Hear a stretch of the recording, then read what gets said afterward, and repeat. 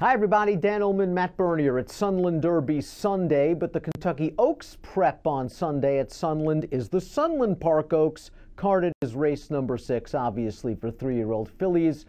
Our coverage is presented by DRF Bets. Please sign up. Please access a $150 sign-up bonus. Please start punching away on that Sunland Sunday card. All you have to do is go to drf.com/join and type in the promo code TV150. Here's the field, and it's a short one for 3-year-old fillies, going for $200,000. A mile and a 16th is the distance. Matt, they're all going to have to beat the number 4 Blamed. She's 4-5 on the morning line. I wouldn't be surprised if she is shorter than that at post time. She's won her last 4 races in blowout fashion and has a big buyer edge.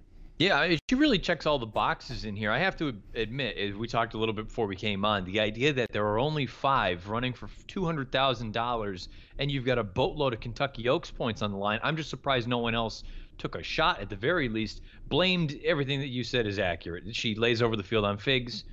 She really hasn't been challenged in any of her last 4 starts.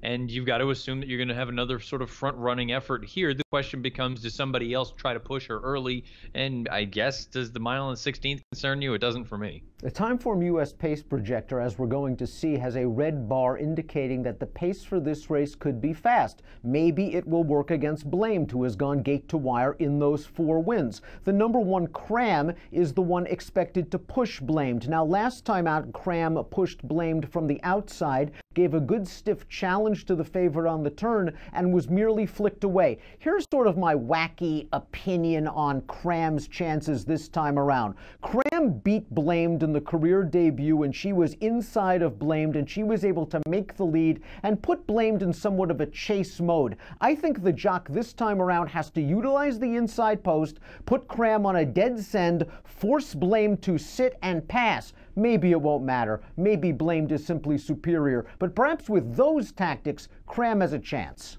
Yeah, I agree with 100%. I think the interesting thing, too, is always with a horse like Blamed, where you go through and you look and see those past 4 wins all in blowout fashion. They all came in gate to wire fashion. And if all of a sudden you throw something at her that she hasn't seen other than that career debut, which happened to be a loss, then all of a sudden I think you make a case against her. And I guess that's kind of my hope in this race, is that Cram, whether Cram is good enough or not, I want Cram to be aggressively ridden from the inside. Send her, make Blamed make a decision, make the rider look at it and say, we're either going to try to clear, and maybe she goes too fast, or she sits and maybe she doesn't actually want to pass horses. If Cram does soften Blamed up, and Blamed is trying a mile and a 16th for the first time, it's possible that the best stalker is the number 2 Charge Back, going out for trainer Steve Asmussen. This horse has won 2 out of her last 3 starts. A pace-pressing winner last time out, but this is a horse that has shown the ability to come from just off the pace, and as the Timeform U.S. pace projector indicates, she could be in the catbird seat. Yeah, that's kind of the way that I looked at it when I drew the race up in my head. You go back to that career debut, 2 turns, sat, made up some ground, finished well. That most recent run, I know she didn't beat a heck of a lot in there, but I just kind of look at the pedigree.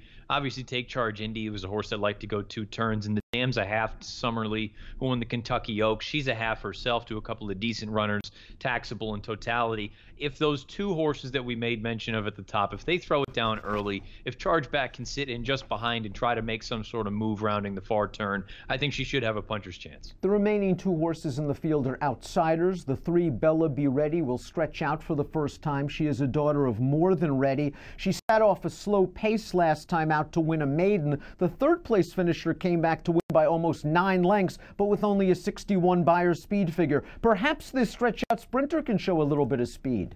Yeah, you know, I guess just at face value, look at the pedigree, More Than Ready, and on the bottom you have a Fleet Alex. Maybe 2 turns shouldn't be a problem for her. Also worth noting, whenever you're running at Sunland Park, throw out Henry Dominguez at your own sort of risk. Exotic Beauty completes the field, beaten by Blamed 2 starts back by almost 9 lengths, beaten by Blamed by 20 lengths in the Island Fashion last time out. I guess she just needs a complete pace meltdown in order to turn the tables. Yeah, that's kind of how I looked at it. I said if all of a sudden all hell breaks loose early on, maybe she can pick up the pieces late. We don't need to tell the folks at home that Blamed is the most likely winner and Way the horse to beat. Perhaps we're being a bit foolish with our selections in the Sunland Park Oaks. I'm hoping that Cram is aggressively ridden, takes the race to Blamed, as she did in the career debut, and maybe Blamed won't want to go by. You're hoping Cram takes the race to Blamed early, they softened each other up, and Charge Back takes advantage.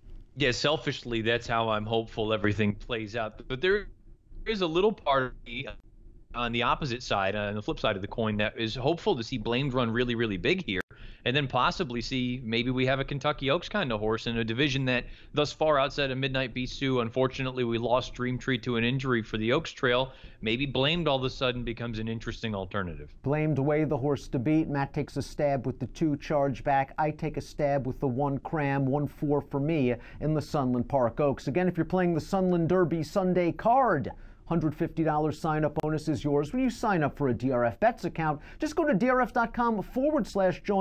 The promo code is TV150. An approximate post time for the Sunland Park Oaks race number 6 is 2:44 Mountain. Best of luck.